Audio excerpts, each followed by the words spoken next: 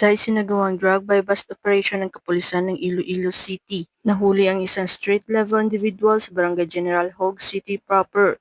Hanggang alas 9:45 ng gabi, nito lamang ika-18 ng Nobyembre taong kasalukuyan. Ang nasabing operasyon ay pinangunahan ng Iloilo City Police Station 1 Station Drug Enforcement Team na nagresulta sa pagkakangumpiska ng tinatayang 200,000 na halaga ng hinilaang shabu. Kinilala ni Police Captain Roque Jimeno III, OIC ng Iloilo City Police Station 1, ang suspect na si alias Alog, 42 taong gulang, isang tricycle driver at residente ng Barangay Santo Rosario, Iloilo City proper. Dagdag pa ng hepe, isang sachet ng hinihinilaang shabu na nagkakahalaga ng 2,500 ang nabili mula sa suspect ng mga operatiba. Bukod pa rito, nakumpiska rin ang karagdagang 8 na sachet ng hinihinilaang shabu na may kabuuhang standard drug price na tinatayang 251,600. Kasalukuyang nakadetain si alias Alog sa Iloilo City Police Station 1 para sa kaukulang dokumentasyon